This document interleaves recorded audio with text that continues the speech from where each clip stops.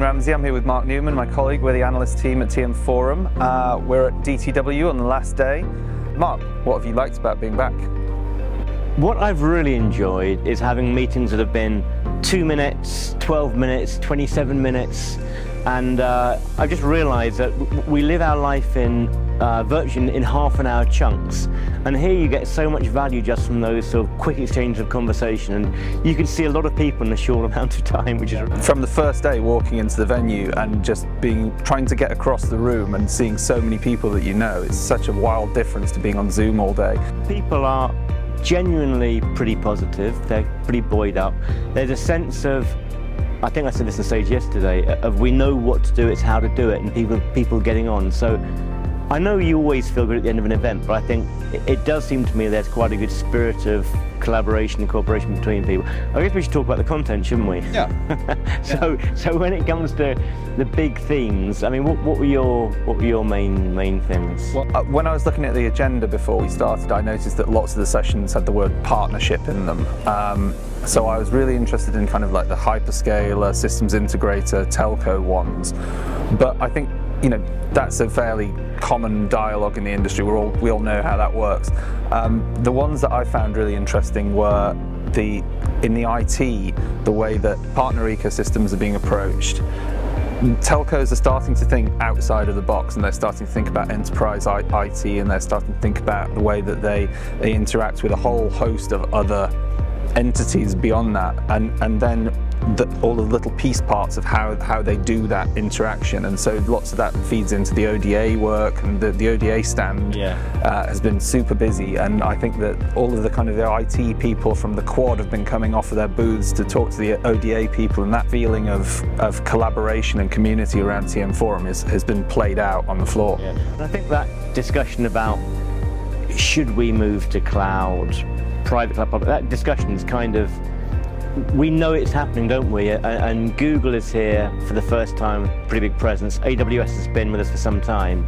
So it's generally working on things with the telcos and getting stuff done. I think the last 12 months as well has really changed that situation with it. I know that our own data says that when we've asked the industry what percentage of IT workloads do you have in the cloud, that number for the last few years has been 5, 6, 7%. This year it jumped to 21% or something like that. So this last 12 months I've been asking the question of hyperscalers and people, what's happened in this last 12 months?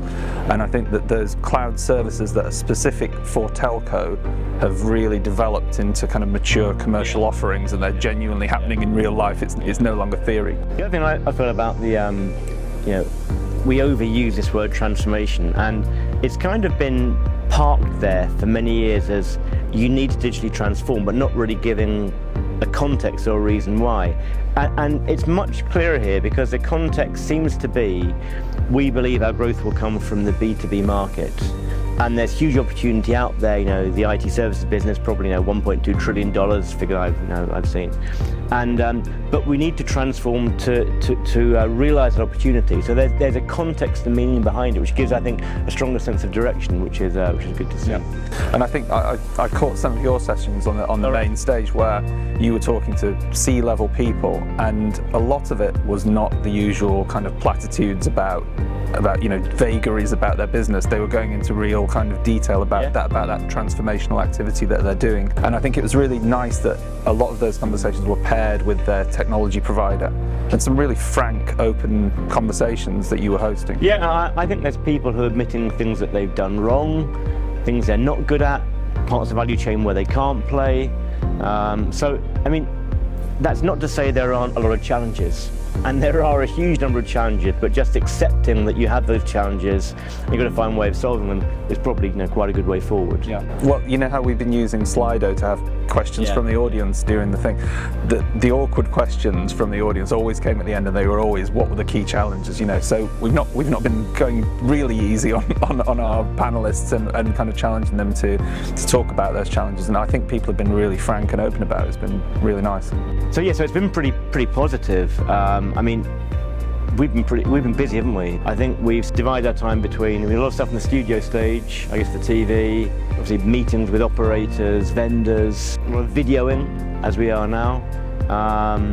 So yeah, so I think it's, I've hugely enjoyed the last 3 days, but I'm quite pleased it's now drawing to a close. One of the things that's intrigued me about the area next to us here, which is called, I think, the park area, is that right?